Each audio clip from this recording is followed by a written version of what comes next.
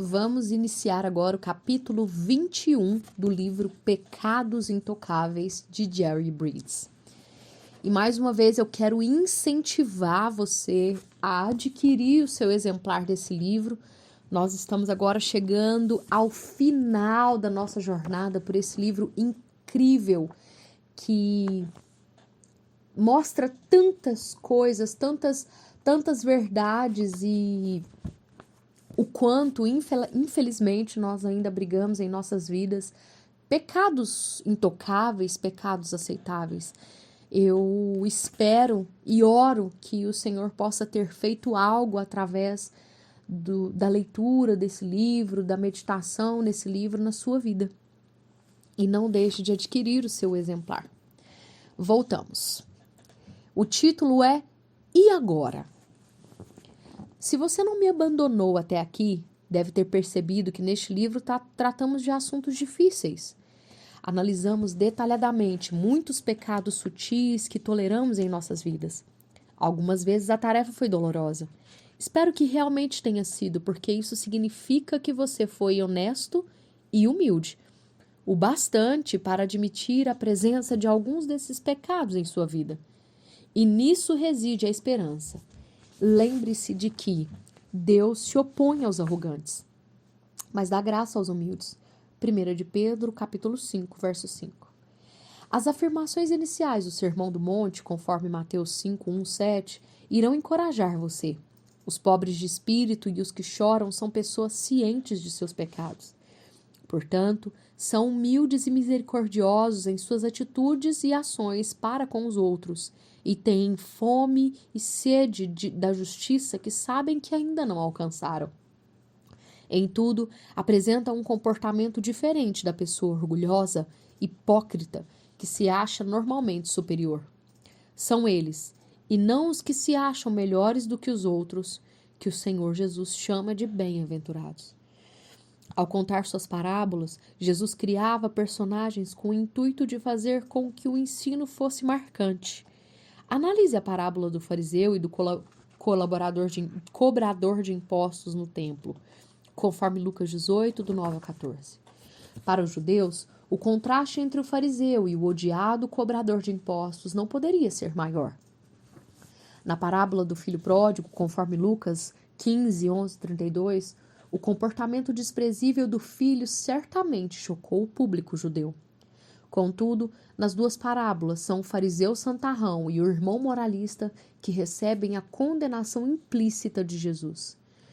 O cobrador de impostos, no entanto, vai embora justificado, e o filho pródigo arrependido é recebido com um abraço caloroso do pai.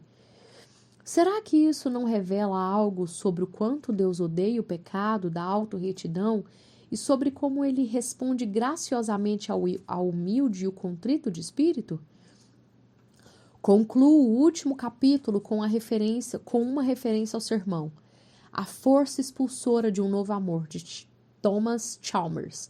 A pergunta é natural: como crescemos nesse novo amor?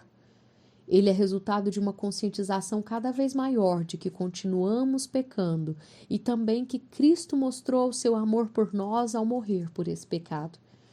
Na história de Lucas, sobre a mulher que lavou e ungiu os pés de Jesus, conforme Lucas 7, 36, 50, o mestre afirma: aquele que se perdoa pouco, este ama pouco. O oposto também é verdadeiro, como Jesus deixa bem claro nos versículos 41 ao 43. Ou seja, quem é perdoado bastante ama muito. Simão, fariseu, não sabia o quanto era pecador e como precisava ser perdoado. Então amou pouco, ou, na verdade, nunca amou. A mulher sabia o quanto era pecador e como precisava ser perdoada. Então amou muito. O modo de crescermos em nosso novo amor por Cristo, conforme Chalmers pregou, é aprofundar o conhecimento do amor de Cristo por nós, conforme revelado no Evangelho. O apóstolo Paulo escreveu que é o amor de Cristo por nós que nos motiva a viver para Ele, conforme 2 Coríntios 5, 14 e 15.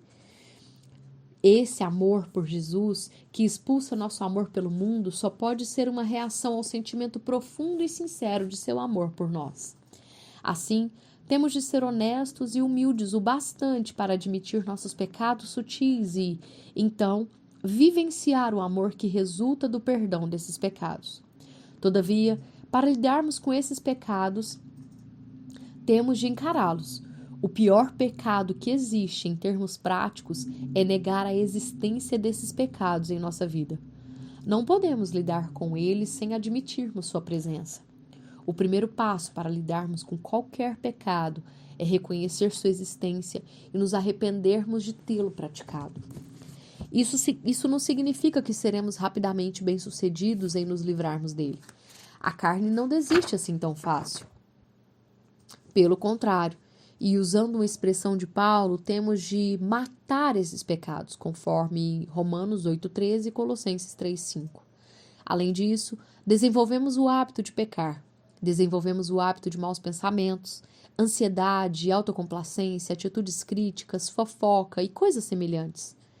E agora? O que fazemos daqui para frente?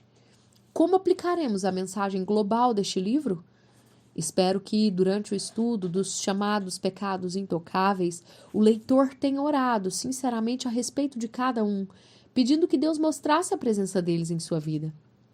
Agora, porém, seria bom fazer uma retrospectiva em oração.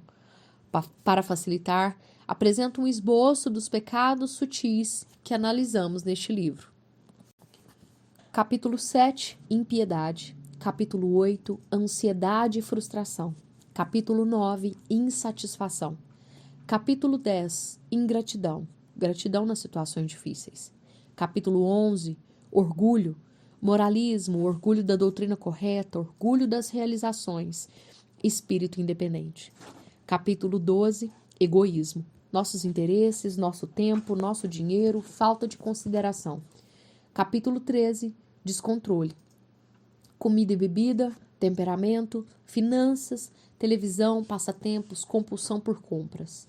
Capítulo 14, Impaciência e irritabilidade. Capítulo 15, Ira de Deus. Capítulo 16, Ervas daninhas da ira, ressentimento, amargura, inimizade, hostilidade, ódio. Capítulo 17, Mania de julgar. Convicções diferentes, diferenças doutrinárias, espírito crítico. Capítulo 18, Inveja, ciúme e pecados afins. Inveja, ciúme, competitividade, controle. Capítulo 19, Pecados da língua. Fofoca, difamação, mentira, palavras grosseiras, sarcasmos, insultos e desdém.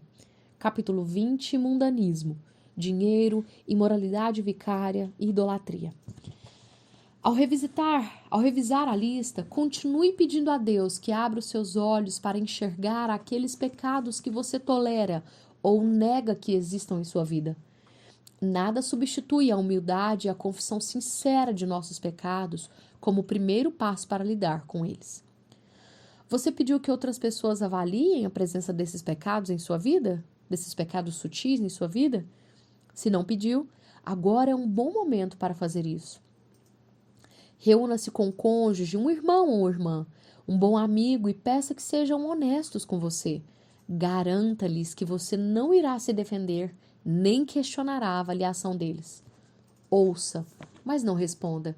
Se quiser, peça-lhes para avaliar você em cada área de acordo com uma escala mais ou menos assim. Sem problema, problema ocasional, problema frequente, caracteriza a sua vida. Mesmo quando você discorde da avaliação, aceite-a com humildade. Talvez Deus esteja usando a outra pessoa para revelar problemas que você não admite. Revise os 6 passos para lidar com o pecado apresentados no capítulo 6. Caso se sinta esmagado, dê atenção especial ao primeiro passo, que é tratar o pecado sempre no contexto do Evangelho.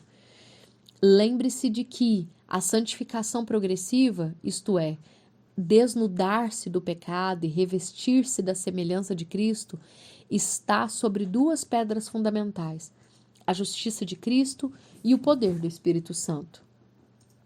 Não tire os olhos de Cristo e de sua justiça perfeita quanto à sua posição e aceitação por Deus. Lembre-se, se você estiver unido a Cristo, Deus irá enxergá-lo revestido da perfeita justiça de seu Filho. Busque sempre capacitação do Espírito Santo para lidar com o pecado em sua vida e produzir o fruto do Espírito. O mundo vive de olho em nós, mesmo quando desdenha de nossos valores e rejeita a nossa mensagem. Podemos achar que nossos pecados sutis estão escondidos de seus olhos, mas, de alguma forma, o mundo nos enxerga. As pessoas notam nosso moralismo, nossa ira e nosso espírito crítico. Elas nos veem como santarrões ou como hipócritas que não praticam o que pregam. Lidar com nossos pecados aceitáveis, com humildade e honestidade, contribui muito para fazermos essa imagem.